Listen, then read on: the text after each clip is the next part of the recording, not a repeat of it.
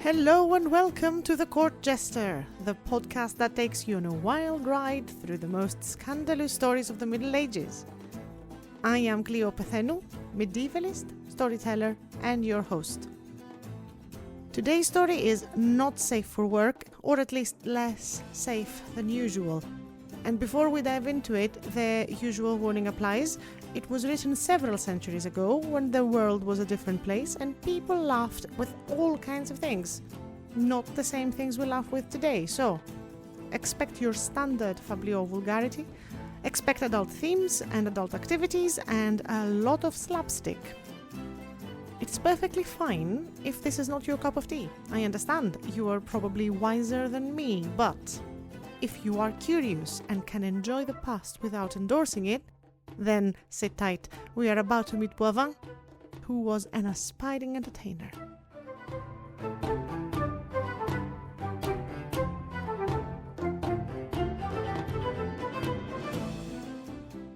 Boivin was quite the entertainer. So one day, he turned his thought on how to make a name of himself in Provence. And let me tell you, he was successful. He put on clothes of coarse grey wool, a blouse, a jacket and a cloak, and of course a cap on his head, and he put no laces on his shoes. Instead, they were of cowhide, they were hard and sturdy, and he grew out his beard for about a month or so, until he was entirely unrecognizable. Then he took a rough-hewn crook to make sure he looked like a peasant, and he bought himself an ample purse. And in that purse he put everything he had, which was not much, scarcely 12 pennies, but, he put it in anyway. And then Boivin headed straight for the whorehouse of Mabille, who was on the street where all the whores resided. Mabille prided herself as the best woman in town for scheming and deceit, and just outside her shop Boivin sat himself down on an overturned log, turned his back to her door, and started setting his stuff down on the street. And he started muttering loudly. "Well, I swear," he said, "now that I've gone and left the fair and I came back to this safe place, I really ought to sit down and count and see how much money I've earned. This is what smart people do, I've learned. So let's see, 39 shillings Roger paid and 12 pence went to Gerard for helping me sell off my pair of oxen. Damn him, may he go hang. May evil pox find him. He makes me pay for his labor. Who thinks of that? I've helped the scoundrel like a neighbor. I've been practically family to him, and he keeps taking 12 pence from me every time. But what's the use? What's done? It's done now, so he's paid, so I guess let's get counting. He's gonna ask for the same oxen anyway when the time comes for him to plough his field. May I be stricken in the throat if he gets anything from me. A curse on him and all his kind. But let's go back to my affairs. So, for the ox Sorin boat, I got 19 shillings, which was a fair price. For Walter, my friend, who would never have paid me as well, no. Walter would have bought on credit. But now I have all this cash. Bless him. It must total to, 19 plus 39, and then all these oxen. How much does it come to? I don't know. Let's try this again. Okay, so if I make a list, so if I had pears or beans, that would have been so easy to count, but I don't have any of that. So what am I going to do? Shall I put the money out and start counting it? Oh, probably. But didn't Gerard say at the end that he sold 2 more oxen for 50, but maybe he was being shifty? Did he rip me off? Maybe he did.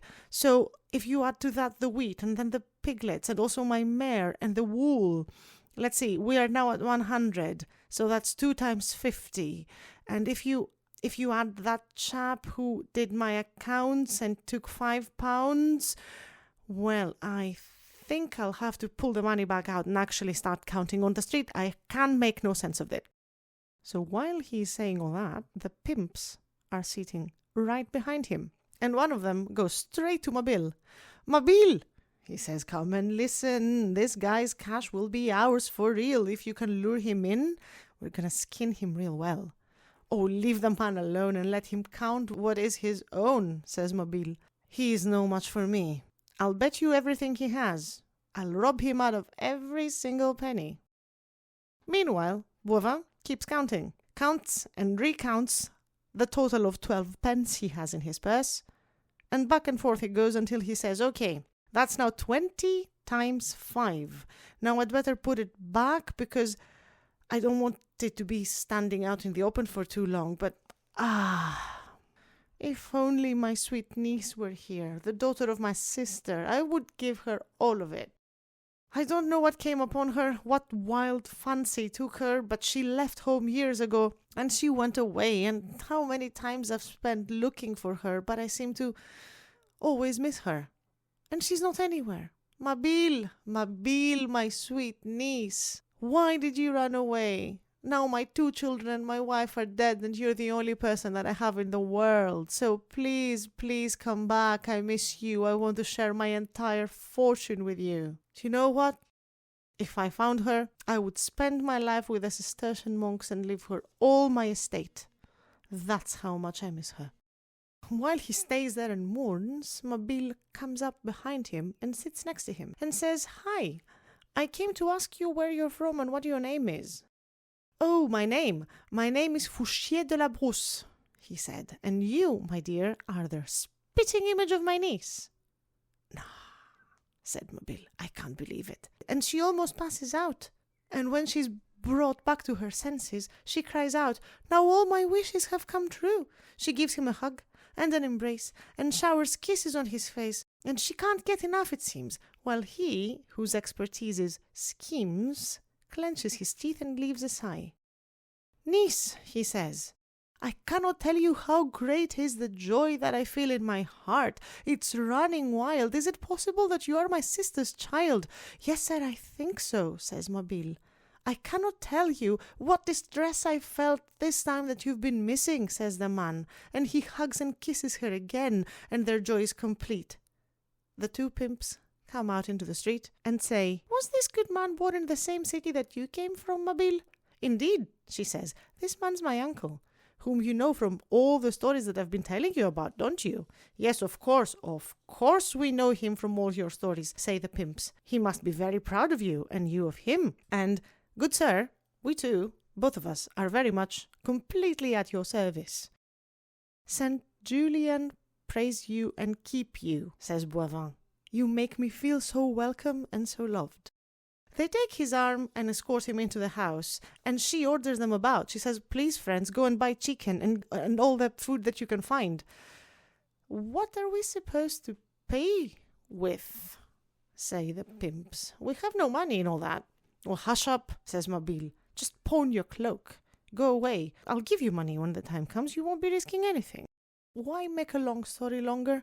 The 2 procurers ran away, somehow or other, found the sums they needed, and then brought back both geese and roosters, 4 fat fowl, and as soon as they were back, Mabille put them to work. They went and plucked the rooster and the geese, and then kindled the fire and did their chores, while Mabille prated about with her peasant, fit to bust. "So tell me, uncle," she said, "are you in good health? I trust your wife and my 2 cousins both are doing well." "Oh, niece," he replied, "all of them are dead. I nearly passed away from grief. Now you are my sole relief in this destruction that has been my life." "Oh, what a pity," said Mabille. "Oh, you should have told me after dinner. Now it's going to spoil my appetite. Last time I dreamt that they were dead and gone." "Madame," someone says from inside the house, "dinner is ready. Please stop whipping. You've more than enough for all of them already. Treasure the living. Leave the dead alone. Come in, there's food." And so she did.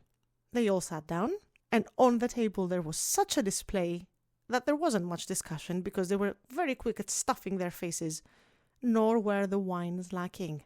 They gave the peasant loads of wine to make him drunk and dupe him quicker, but he was not at all afraid.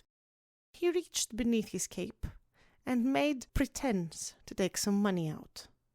Mabille jumped up. "What are you about to do, beloved uncle?" "My lovely niece, I plainly see this is a very expensive dinner. Let me put in 12 pence towards that expense." "Absolutely not," said Mabille, and both the procurers jumped up as well, and they swore that they won't let him pay his share. He is, after all, a guest in this house. They cleared the boards after the meal, and the two pimps went outside to take some air and build their appetite before they had supper later again tonight. And so, alone with her uncle again, Mabille asked, "Beloved uncle, don't be shy or try to keep a secret for me. If you've been a widower for a while, how long has it been since you've had the company of a woman? And don't lie to me, it's really not wise to deny these things. To hold in check one's manly craving is a depraved way of behaving." "Full 7 years, I think," says the man. "Maybe more, but really I have no inclination." "Hush," says Mabille. "Do you see my maid? Well, uncle, at this point I have to confess I've sinned, for I beguiled her parents to get this child. The plan was to sell her virginity and make myself a rich woman, but now that you're here, I think you should have her. I insist." The uncle agrees. She gives the girl a wink that when the time comes she is to lift the peasant's purse and cut the strings off. But he is onto her, and certainly expects that. So he cuts off the strings himself in advance, and tucks the purse safely in his breast under his shirt against the flesh, and then proceeding with his con, he turns around to face the girl. The two of them approach each other and go off to lie down together. She is first to get to the bed, and calling on God's name, she pleads him insistently to please not hurt her, despite the fact that, of course, she's not a virgin. He lifts her skirt to do his business and pulls it off and bares her rump, and while his member grows more solid, she gropes around to find his wallet. She feels around, and he embraces her tightly, and his prick he places in her cunt and shoves it in up to the nuts, and beats them against her ass and rots, which means he's probably fucking her, I guess. He sees, while hiking up his nose, his 2 cut purse straps hanging free. "Alas!" he cries. "Oh, woe is me! The day for me has been a curse! Mabille, niece, someone cut my purse! I'm sure this woman did it too!" Mabille hears him, thinking it's true, which makes her most extremely glad. She flings the door wide open and starts to shout at him. "You peasant! Quick, get out!" "First make her give my wallet back," he shouts. "I'll give you a rope for your neck. Just get out of my house and quick before I go get a stick." In both her hands she grabbed some wood, and he left as quickly as he could, not being in the mood for blows. The door behind him was shut, the people gathered and surrounded him, and he showed everyone around him how his purse strings have been cut through, while in the house Mabille called the girl. "Give up the purse, give it quickly, he's gone to the authorities." "But I swear by St. Nicholas," said the girl, "it wasn't there. I was searching, I was seeking, I felt him up all over." "Oh, you lying, filthy whore," said Mabille. "And what about the strings? I saw them cut. I know you cut them. Do you think you're going to keep the purse for yourself? Hand it over." "Madame, I don't have it," the girl cries. Mabille runs up and takes a strong grip on her hair and throws her down to the ground. With feet and fists begins to pound so hard she makes her fart and shit. "You whore! You won't get away with this!" "Let me go, mistress, and I'll go and look at every cranny, every nook, and if I find it, if you let me go, if I find it, I'll bring it back, I swear." "Then off you go," Mabille says, and they both start looking. After a while, the girl resigns. "Mistress," she says, "it is no use, and may I lose body and soul, I never saw it, and I know you may kill me for it." "You're going to meet your maker, all right," screeches Mabille. She grabs her hair and clothes to shake her and throws her down upon the floor. "Help! Help!" the girl cries. Outside the door, her pimp hears her cry and comes a-running at top speed, kicks the door open with a vengeance to send it flying from his hinges, and seizes Mabille by the collar and her whole dress behind her ribs, exposing her below the hips, and then he holds her by the hair and lands some heavy punches square upon her face. Meanwhile, her own fancy man had arrived, and he comes running to his wench's aid. Without so much as one word, the 2 tough guys fall on each other. In that house, you would have seen a crowd of pimps and also trollops. But now, what you would see is hair pulled out, clothes ripped and torn, sticks flung about, bodies above, bodies below, and general mayhem all about. Storekeepers flocked to see the row, and the heads bloodied in the brawl, which had become a free-for-all, and many joined the fighting there, only to leave the worse for wear. Whatever clothes they were showing red stains and cried out for re-sewing. Boivin went to the magistrate and told him the whole story straight, from end to end and word for word. And when the dignitary who had a taste for ribaldry heard Boivin's story, he also had him tell his family and friends the many things he's done, for they were such a source of merriment and fun. Boivin stayed there 3 days as his guest, and the provost made him a bequest of £50. And this is how Boivin made this fabliau in Provence.